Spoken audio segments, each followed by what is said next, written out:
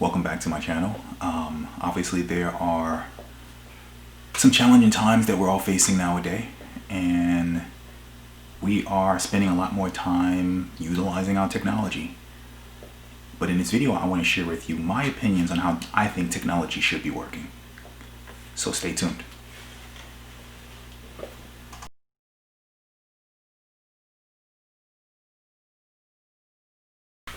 Let's say you're in a store late at night, need to grab a Red Bull, I don't know, whatever people buy late at night from a pharmacy or a 7-Eleven. In any case, there are touchless ways to make payments, whether that be Apple Pay or Google Pay. Those are very convenient methods of making payment. I have a problem though. The problem I have is there are some implementations that are just not set up correctly. When you go into the store and you tap your phone on the terminal, the idea is it recognizes the phone, completes the transaction wirelessly, securely, and you should not have to interact with a keypad.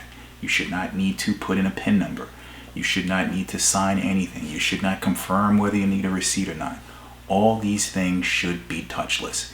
If that implementation is not in place, it is not a good experience. I can tell you personally, the best experiences I've gotten is at CVS. Some gas stations, I think, oh my gosh, I can't think of the gas stations right now. A lot of pharmacies, so some of the more modern equipment, which is great, but there are some stores where you literally have to swipe, put in your card, wait until the cashier initiates something else. That's just not the way to do it. We need to get it together, especially nowadays where people want to go in and they want to touch the least amount of things that's being touched by the most amount of people. On both my Android phone and my iPhone, I have Verizon service. And for the last 4 years, I have been struggling to get a signal. Now, if you see at the picture above, I barely have a bar. If I am lucky, I'll get 3G. For the most part, most of my phone calls are going through Wi-Fi. And that's unfortunate because Verizon is supposed to be one of the better providers. The odd thing is, it works in my area. You call up Verizon, they say I have great coverage. And unfortunately, it seems to be isolated in my zone. I don't know if I'm on a curve. I don't know if I am at some breaking point of tower, bounce back signals. That's not my area of expertise. One thing I can tell you for sure is their willingness to help, unfortunately, is not there. They go by what they can see, and when they send that request over to their technicians, the technicians usually get back to me with a couple things depending on my argument. And I have a tough argument at this point. In the beginning, I kind of got suckered. In the beginning, it was more like, I'm not getting good service. When they walk me through, restart the phone,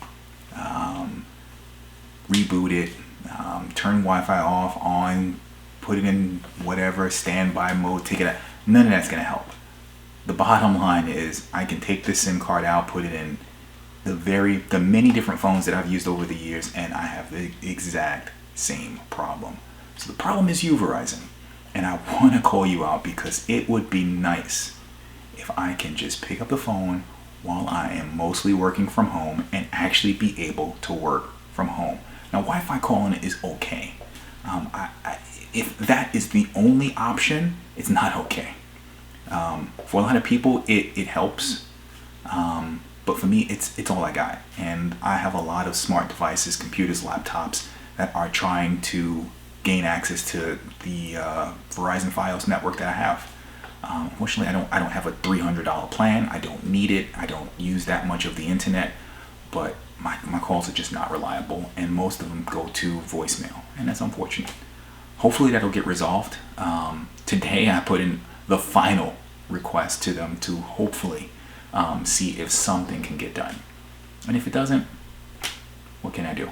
It's a phone service that is paid for my job, and that's just what it is. You like deals? I like deals. Everybody likes deals, right? You gotta get the most of your money. And for me, I like to find the best bargains I can possibly find. And a lot of that is either through everybody's favorite Amazon. But honestly, I still prefer to get some things through Craigslist.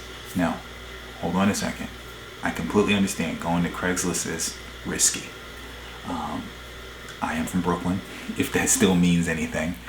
So in all honesty, I do feel comfortable enough meeting up with people and, negotiating, getting the best deal, kind of seeing what I'm buying. Unfortunately, there are a lot of scammers out there. I mean, people have no shame. They can care less if they are taking your hard-earned money and this is something that you desperately need and this is all you got and you need it for your livelihood. In my case, I wanted a camper. The idea was maybe take the kids on a camp trip, get them away from the madness that's happening right now. So I got a few images, or rather a few responses from some of the inquiries I put out there. Now, there are a few red flags, and I'll go through a couple of them in a minute.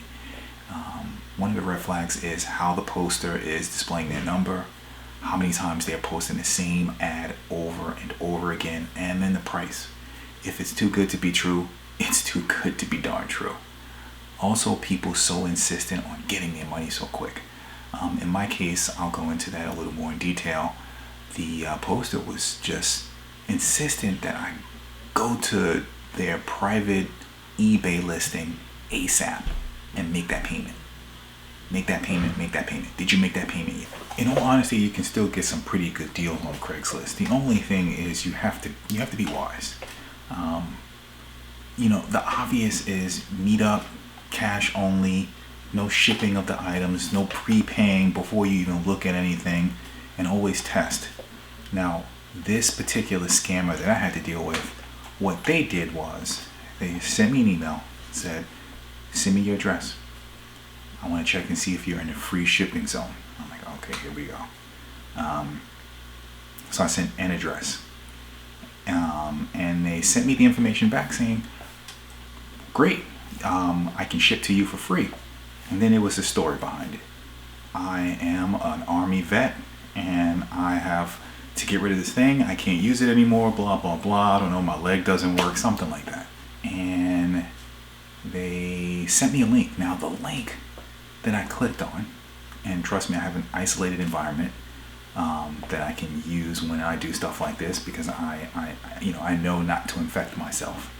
So I go to this link just out of curiosity, and man, it looked a lot like eBay.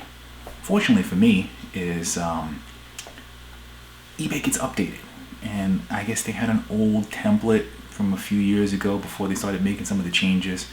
So just I clicked around, and at first I didn't immediately notice because the link, which I'll certainly show you, looked like it was from eBay, but they had a bunch of extra text. I mean, these people are smart. They know what they're doing. They know how to trick people. So what you always want to do with these sites is make sure the links go to the bottom, see if there's no typos, the color is proper, all the links work. So I click on the person's description. 100% seemed odd. Now this particular scammer, they made sure that the main page that you click on work, the buy now button you clicked on work, the description for the seller you click on worked, but they didn't want to go into too many details. They didn't want to go into the history and the various different sales. None of those things worked. So I'm like, okay, this doesn't seem right. So I go back a page and I start scrolling down and click on the help, the about.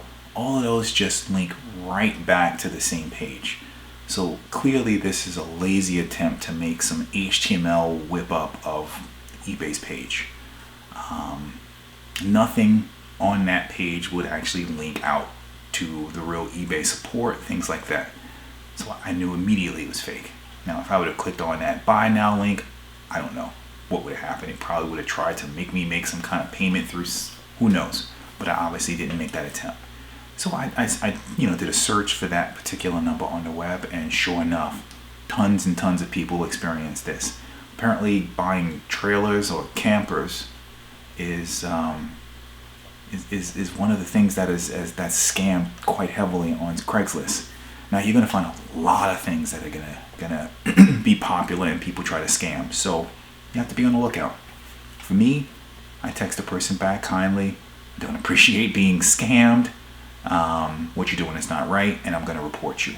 Now, the important part is to also report them. I know it takes a bit of extra time to make sure that you alert Craigslist, but it's destroying the integrity of their site. So you want to make that known, and you also want to put that scammer on notice.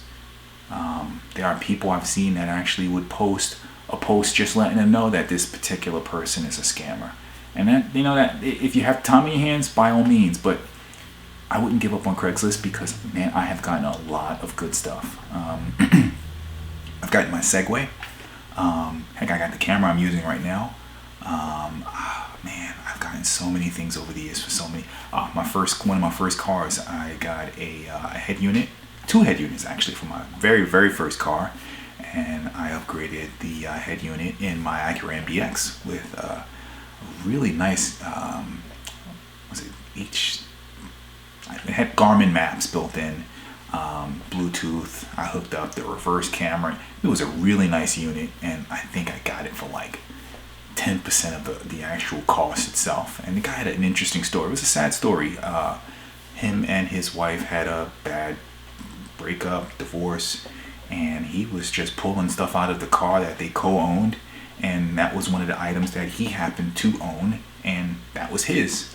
And just for spite, he just wanted to get rid of it. He wasn't trying to make a huge profit off of it. I guess he wanted to get some of his money back, but it was really more of a bad time, good time for me, bad time for him, I guess. And I felt sympathetic. I'm like, it's kind of undervalued. I can certainly give you what it would probably be worth. But the guy was like, listen, this is what I want for it. I'm fine. I'm content with this price. It's yours. I felt good. Didn't want to cheat anyone. I'm an honest guy. He needed the money. He had to do what he had to do. And that was it. So there you have it. You can get good deals. You can have a good experience in a store if you want to make a purchase. If you go to the right store, eventually things will catch up. The technology will improve on the swiping with your phone to make payments, and hopefully I'll get this issue resolved with my cellular signal with Verizon. It's a pain. I don't want to switch. Right now I'm not paying a phone bill, which is great. My company's paying for it, and I know T-Mobile works in this area very well, especially in this particular house that I stay at. I know some other service providers. I know AT&T works really well. Verizon, help me out here. Anyway, I hope you enjoyed the content. I hope you learned something, and I hope you stick around and watch some of my future videos.